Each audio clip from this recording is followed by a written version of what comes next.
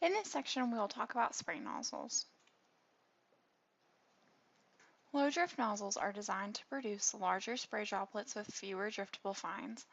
The bigger droplets are produced in a pressure-reducing chamber inside the nozzle and with several nozzles by the incorporation of air into these spray droplets. These nozzles are excellent at reducing but not at eliminating all drift. Caution must still be used when susceptible crops are downwind. When drift is reduced by increasing droplet size, spray coverage is usually less because fewer droplets will be deposited on the plant. There will be larger spaces between the spray droplets even with the same application rate. Larger droplets combined with low carrier rates may not provide adequate coverage and could reduce the effectiveness of the application. Systematic pesticides are generally recommended for use with low drift nozzles. Pesticides that move within the plant usually do not need to cover the entire plant. Low drift nozzles are usually not recommended for use with contact type pesticides. Consult the pesticide label for specific restrictions. Nozzle prices vary widely. Nozzle tips made from stainless steel or ceramic will usually cost more than plastic tips but generally last longer and may be worth the extra expense. Nozzle designs that incorporate air induction technology will usually cost more than standard flat fan nozzles, but again, the extra cost may be worth the extra expense if they prevent drift injury. A drift problem can often cost thousands of dollars, so a few extra dollars for a set of drift-reducing nozzles may be a good investment. Droplet size classification is a helpful aid as manufacturers are beginning to list the American Society of Ag and Biological Engineers, categories that range from very fine to extremely coarse. This standard is based upon the average size droplet, known as the volume median diameter, measured in microns that is produced at a particular operating pressure. The volume median diameter is a droplet dimension that indicates that half of the spray volume is in droplets smaller than this number and half of the spray volume is in droplets larger than this size. It is also often indicated by DV.5. Two other important values are the 10% volume and the 90% volume droplet size indicated by DV.1 and DV.9.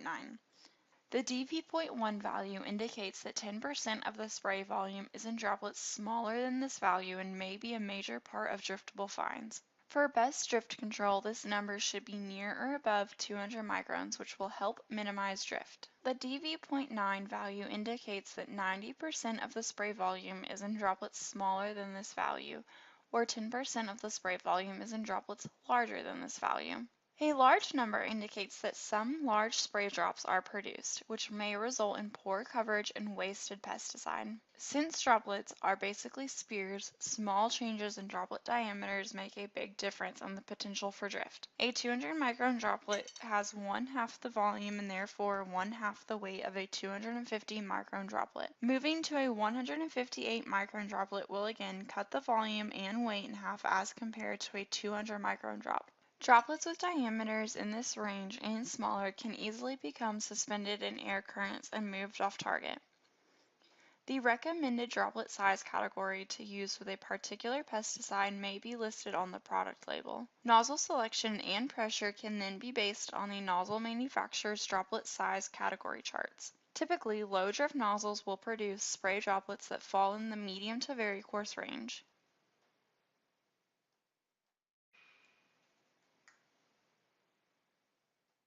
The extended range flat fan is considered the standard nozzle for many pesticide applications in the northern plains. Variations of this design are available from several manufacturers. The design is available in a wide range of flow rates and fan angles to fit many application needs. A nozzle with an 80-degree discharge angle produces a larger spray droplet than a 110-degree angle nozzle at the same flow rate and pressure. Spray quality is considered to be fine to medium-sized droplets for small nozzles. Larger nozzles operating at 20 psi are considered to be coarse to very coarse.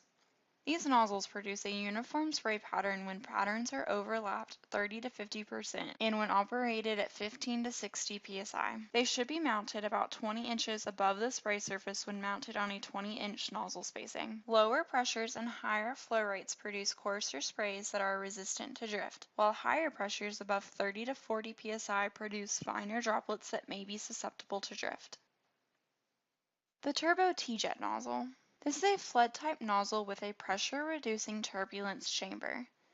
It produces a wide, uniform spray pattern of 110 degree with a 15-degree inclination, allowing spray to be directed slightly forward or backward. It should be mounted 20 inches above the target surface when using a 20-inch nozzle spacing. This will provide about 50% overlap over the adjoining nozzle spray pattern. This nozzle produces a medium to coarse droplet at moderate operating pressures. It is capable of operating over a wide pressure range, which makes it an excellent choice for use with automatic rate controllers that use pressure to adjust flow rate in response to a change in travel speed. The optimum pressure is 40 psi. Operated at lower pressures with a medium to coarse spray, spray drift can be reduced by 50% compared to an extended range nozzle at equal flow rates. Turbo T Jet nozzles are an excellent choice for drift reduction and are situated between the extended range flat fan and the air induction type, but these nozzles may be difficult to clean in the field, so carry a few extra when spraying. You will often need compressed air to clean the nozzle due to its design. This is a new nozzle that is capable of controlling flow rate and maintaining the proper spray pattern and droplet size over an extended range of flow rates. The nozzle consists of a flexible spray orifice that is automatically controlled by a flexible metering assembly that changes in response to a change in operating pressure. Application rates from 5 to 40 GPa at spray needs of a 5 to 20 mile per hour are possible with one nozzle. Flow rates can vary from 0.15 to 0.80 GPM. Pressure varies from 15 to 50 psi. 3 nozzle caps that can produce a range of drop sizes from medium to very coarse are available.